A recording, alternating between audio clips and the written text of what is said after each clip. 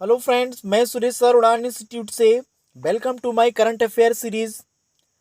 First question आज का है, हाल ही में जारी पर्यावरण प्रदर्शन सूचकांक में कौन शीर्ष पर रहा? तो जो इसका आंसर होगा वो डेनमार्क होगा। अभी ये जो सूची जारी की गई है इसमें दुनिया के 180 देशों को शामिल किया गया। इसमें बहुत इंपॉर्टेंट ये बात हो जाती है कि इसमें भारत को कौन सा स्थान मिलेगा। चलिए देख लेते हैं, पहले इसकी लोकेशन के बारे में देख लेते हैं कि डेनमार्क देश ये पड़ेगा कहाँ पर। तो ये जो आप मैप देख पा रहे हैं, इस मैप में जहाँ पर भी आप लोगों को ब्लू कलर दिख रहा है वो आपका जल है, और जहाँ पर व्हाइट कलर दिख रहा है वो आपका थल है।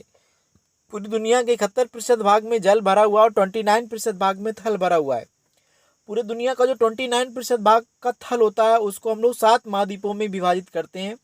उन 7 महाद्वीपों को अगर हम कवर करना चाहें तो जहाँ से हम लोग ये एरिया कवर कर दे रहे हैं ये आपका एशिया कॉन्टिनेंट का एरिया होगा, और ये जो दूसरा एरिया हम कवर कर रहे हैं ये आपका अफ्रीका कॉन्टिनेंट का है, और ये तीसरा जो सबसे बड़ा महाद्वीप होता है क्षेत्रफल में ये आपका उत्तरी अमेरिका महाद्वीप है, ये आपका दक्षिणी अमेरिका महाद्वीप है।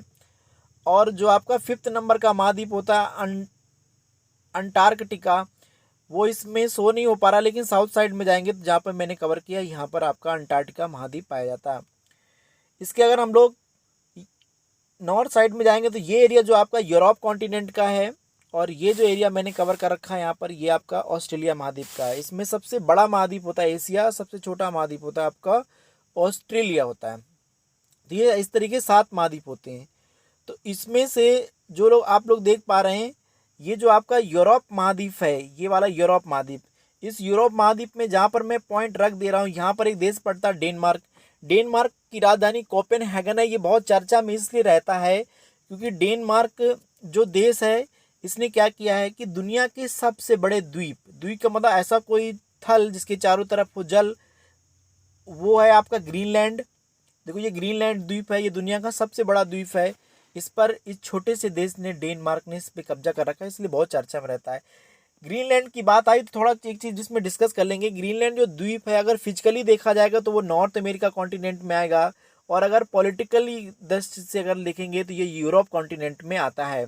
आपका ये दुनिया का सबसे बड़ा द्वीप जो आपका ग्रीनलैंड होता है। ठीक है, अब बात आती है कि इसमें अपने भारत का कौन सा स्थान रहेगा। तो जहाँ पर ये मैंने पॉइंट रख दिया, ये अपना प्यारा भारत देश, इसका इस सूचकांक में 168 नंबर का स्थान मिला हुआ है। कितने नंबर का भारत का स्थान मिला? 168 नंबर का स्थान मिला हुआ है। आई होप आप लोग इस क्वेश्चन का आंसर समझ चुके होंगे। तो इस प्रश्न का जो आंसर हो जाएगा वो क्या हो जाएगा बताइए? डेनमार्क हो जाएगा। चलिए नेक्स्ट क्वेश्चन देख लेते हैं। नेक्स्ट क्वेश्चन में आपका दिया हुआ है, इसमें अभी हाल ही में किसने ऊंचाई वाले क्षेत्रों में मरीजों को बाहर निकालने के लिए ARPIT विकसित किया है? तो इसका जो आंसर है, इसका जो आंसर होगा आपका वायुसेना हो जाएगा। इसका आंसर जो हो जाएगा वायुसेना। ठीक है, वायुसेना ने क्या किया, अभी जैसे कि वर्तमान समय में कोरोना नामक बीमारी चल रही है, तो दुर्गम क्षेत्रों में जहाँ पर भी पेशेंट पाए जाएंगे उनको वहाँ से निकाल करके ऊंचाई वाले स्थानों पर ले जाने के लिए ये विकसित किया गया है भारतीय वायुसेना के माध्यम से। ठीक है, नेक्स्ट क्वेश्चन है आपका, हाल ही में किस राज्य सरकार ने वंदे उत्कल जननी को राजगान का दर्जा प्रदान किया? इट्स वेरी इंपॉर्टेंट क्वेश्चन, ध्यान रखेंगे। तो इसका जो आंसर है ओडिशा हो जाएगा। अब ओडिशा की लोकेशन को हम लोग थोड़ा देख लेते हैं। ये अपना प्यारा भारत देश, इस प्यारे भारत देश में 28 राज्य हैं। उन 28 राज्यों में से अगर हम लोग बात करेंगे तो एक राज्य पड़ता है उड़ीसा। तो इस उड़ीसा को जैसे अगर हम लोग यहाँ पर कवर करना चाहें तो ये जहाँ पर मैंने गोला कर दिया ये आपका उड़ीसा राज्य है। ये जो उड़ीसा राज्य है कई मामलों में बहुत ज़्यादा प्रसिद्ध रहता है। यहाँ पर एक चिल्का झील पाई जाती है उड़ीसा में, और यहीं पर क्या है, इसी उड़ीसा में ही एक महानदी बहती है। इस महानदी पर एक डैम बनाया गया, उसको हीराकुंड डैम के नाम से हम जानते हैं। हीराकुंड डैम की खासियत है ये दुनिया का सबसे लंबा डैम है, इसकी लंबाई लगभग 26 किलोमीटर है।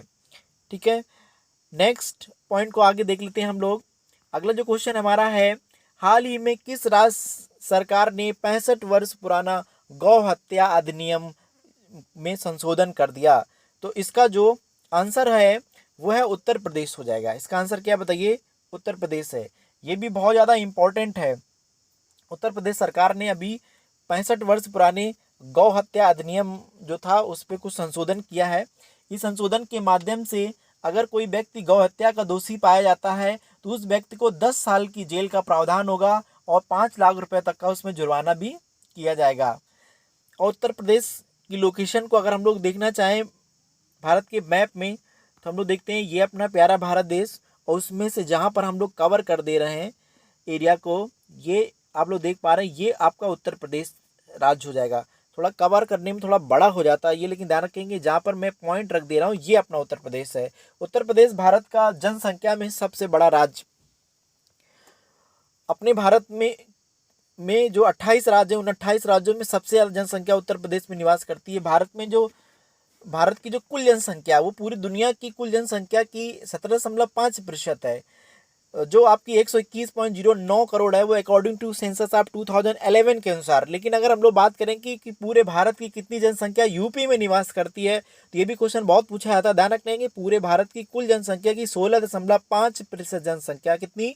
16.5% जनसंख्या अपने उत्तर प्रदेश में निवास करती है, जो 19,98,12,341 है। और इतनी जनसंख्या को लेकर के अपना उत्तर प्रदेश भारत में जनसंख्या में प्रथम नंबर का स्थान रखता है। चलिए और कुछ पॉइंट्स में डिस्कस कर लेते हैं यूपी की जो साक्षरता है 67.7% है, 67.7% है। और पूरे भारत की कुल जनसंख्या का 16.5% जनसंख्या अपने उत्तर प्रदेश में पाई जाती है। अब बहुत चर्चा में रहते हैं हमारे उत्तर प्रदेश की सीएम योगी आदित्यनाथ जी, और यहाँ के गवर्नर आनंदीबेन पटेल जी, और यहाँ का राष्ट्रीय पक्षी सारस क्रॉच, यहाँ का राष्ट्रीय राजकीय पुष्प की अगर हम लोग बात करेंगे, ध्यान रखना राष्ट्रीय नहीं कहेंगे, राजकीय बोलेंगे, ठीक, ध्यान रखेंगे, पुष्प पलाश हो जाएगा।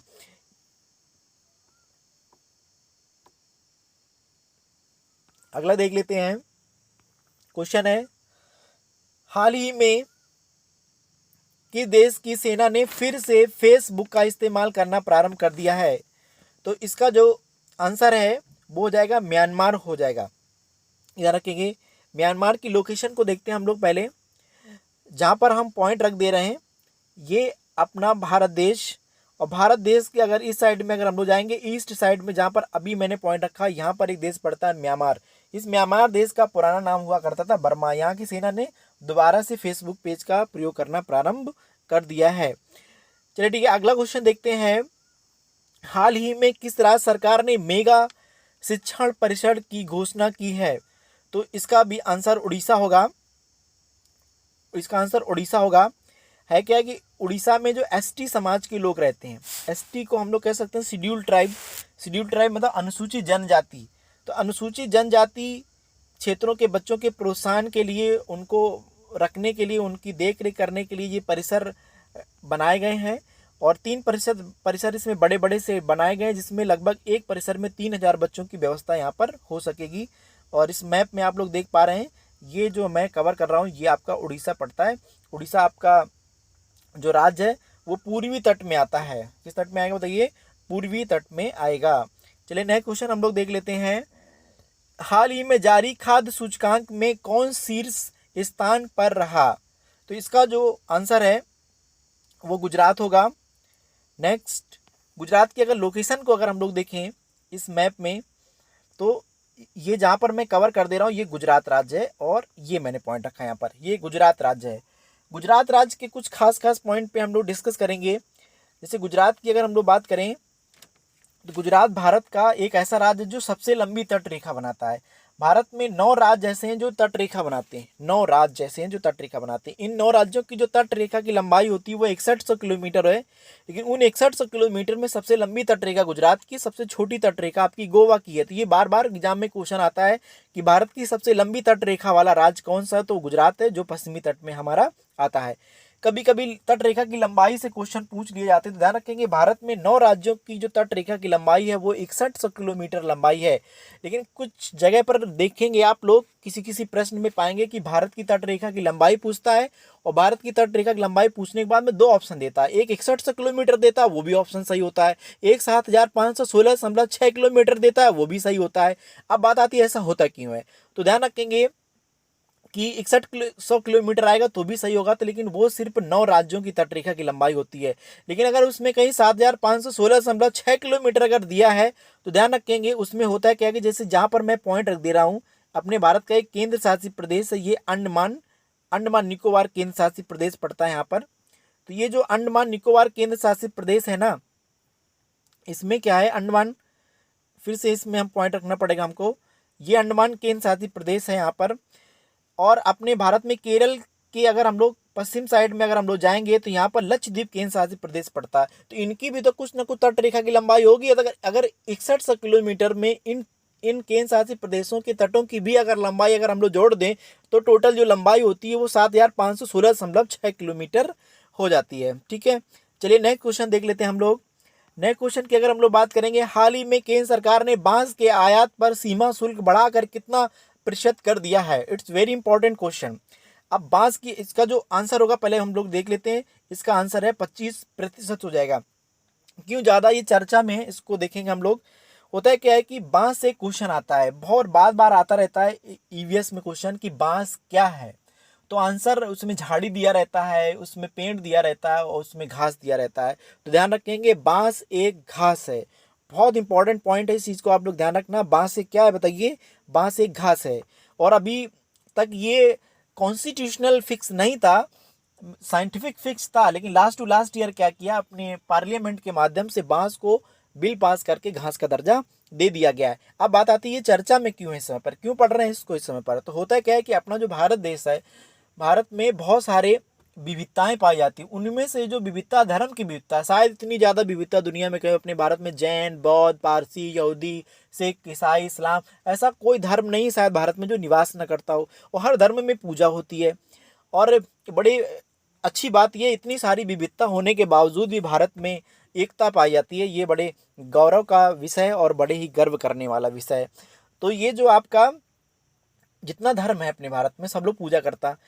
तो जब ये पूजा करते हैं तो क्या करते हैं, उसमें अगरबत्ती जलाते हैं। जब अगरबत्ती में क्या होता है, ज़्यादातर जो लकड़ी का प्रयोग किया था वो बांस की लकड़ी का प्रयोग होता है। अब बांस की लकड़ी का जब प्रयोग होता है तो जो इसमें अगरबत्ती के व्यापारी वो लोग क्या कर रहे हैं, वर्तमान समय की जो सिचुएशन रही अभी तक, वो लोग क्या करते हैं, बाहर से बांस को इंपोर्ट कर लेते हैं। तो जो भारत में बांस होता है उसका कोई वैल्यू नहीं रह जाता है। इसलिए क्या होता है, सरकार ने सोचा कि अगर जो बाहर से बांस लोग आयात कर रहे हैं, इंपोर्ट कर रहे हैं, अगर उसमें हम आयात पर सीमा शुल्क बढ़ा देंगे तो क्या होगा कि उनका जो महंगा पड़ने लगेगा, तो भारत का जो बांस होता है वो यूजफुल हो जाएगा। ये सोच करके सरकार ने क्या किया, इस पे आयात पर सीमा शुल्क कितना प्रतिशत कर दिया, 25% इसमें सीमा शुल्क कर दिया। इसको ध्यान रखिएगा आप लोग। नए क्वेश्चन देख लेते हैं। अभी हाल ही में BS6 वाहनों पर किस रंग का स्टिकर अनिवार्य कर दिया गया है। तो इसमें ऑप्शन हो जाएगा आपका हरा हो जाएगा, इसका आंसर हो जाएगा हरा। और इसमें रजिस्ट्रेशन नंबर भी क्या रहेगा बताइए, इसमें लिखा रहेगा। नए क्वेश्चन हम लोग देख देते हैं। हाल ही में भारत ने नेपाल में कितने स्कूलों का पुनः निर्माण करने की घोषणा की है। तो ये भी काफ़ी चर्चा का विषय है। तो इसका जो ऑप्शन हो जाएगा वो 56 हो जाएगा। चलिए देख लेते हैं ये नेपाल की लोकेशन वर्ल्ड में कहाँ पर पड़ेगी, वर्ल्ड मैप में। तो ये अपना प्यारा दुनिया, और इसमें से जिस एरिया को मैं कवर कर दे रहा हूँ वो एशिया महाद्वीप होगा। ये इतना एरिया पूरा एशिया महाद्वीप है। उस एशिया महाद्वीप में अपना ये भारत देश, और भारत देश के अगर नॉर्थ साइड में जाके जहाँ पर मैंने ये पॉइंट रखा, ये आपका नेपाल देश यहाँ पर पड़ता है। नेपाल अपने भारत का बहुत ही अच्छे और पड़ोसी देशों में आता है। और अभी हाल ही में इसने क्या किया, अपना संविधान बनाया है। इसने अपना जो संविधान बनाया है उसका नाम रखा है संविधान 2072। अब बात आती 2072 तो अभी आया नहीं, लेकिन इसने अपना संविधान का नाम 2072 क्यों रख लिया? तो ध्यान रखें, इसके यहाँ विक्रम संवत चलता है। विक्रम संवत क्या होता है? ईस्वी से 57 साल आगे आगे चलता है। तो 2015 में इसने अपना संविधान बनाया, और जब उसमें 57 साल अगर हम लोग जोड़ देंगे तो वो हो जाएगा आपका संविधान 2072। इसीलिए नेपाल की संविधान का नाम है संविधान 2072। ध्यान रखना, अभी हाल ही में अपने भारत के किस पड़ोसी देश ने संविधान बनाया? तो फिर इसका आंसर जो हो जाएगा वो हो जाएगा आपका नेपाल हो जाएगा। ठीक है, इसमें तो अभी इसके यहाँ क्या हुआ था, कुछ दिन पहले इसके यहाँ भूकंप आया था, तो जिसने पूरी दुनिया से हेल्प मांगी, बहुत सारे देशों ने हेल्प की, उसी में से ये अपनी भी भारत की हेल्प है। जो उसकी बिल्डिंग खराब हुई है स्कूल की, उसकी मरम्मत कराने की जिम्मेदारी भारत देश ने ली है। चलिए अभी हम लोग नेक्स्ट क्वेश्चन देख लेते हैं। नेक्स्ट नंबर का जो क्वेश्चन होगा, अभी हाल ही में किस राज्य सरकार ने ऑनलाइन कक्षाओं पर प्रतिबंध लगा दिया है? ये भी इस समय बहुत चर्चा का विषय है। इस समय ज़्यादातर लोग कह रहे हैं कि ऑनलाइन पढ़ाइए, लेकिन क्या बात आती कि अब ऐसा क्यों कर दिया? कर्नाटक में जो इसकी जो कैपिटल है बंगलुरु, वो भारत की सिलिकॉन वैली है, इतनी हाईटेक शहर है, और फिर उसने इस राज्य ने ऐसा क्यों कर दिया? थोड़ा ऑड बन जाता क्वेश्चन, इसलिए बहुत चर्चा का विषय है। तो ये किया है तो सही किया, उन्होंने गलत नहीं किया है क्या कि ये जो कर्नाटक राज्य है ना, कर्नाटक राज्य ने एक समिति बनाई, समिति बनाकर उसमें जांच कराई कि क्या जो 1 to 5th क्लास के बच्चे उनके लिए ऑनलाइन क्लास अच्छी है। तो उसका जो परिणाम निकला वो नेगेटिव निकला, क्योंकि जो छोटे बच्चे होता है क्या है कि जो डेवलप होता है वो डायमेंशनल होता है। ठीक है, केवल सिलेबस खत्म करा देना ही शिक्षा नहीं होती है। एक कहावत होती है कि डेवलप शुड बी डायमेंशनल, आदमी का जो विकास होना चाहिए वो बहुमुखी होना चाहिए। ऑनलाइन के माध्यम से जो डेवलप होता है वो सिर्फ आपका सिलेबस फिनिश कर दिया जाता है, बाद बाकी अन्य जो डेवलप होते हैं वो नहीं हो पाते हैं, और उनके ऊपर ओवरबर्डन पड़ता है, वो स्क्रीन में देखते हैं तो उनके ऊपर साइड इफेक्ट भी होते हैं।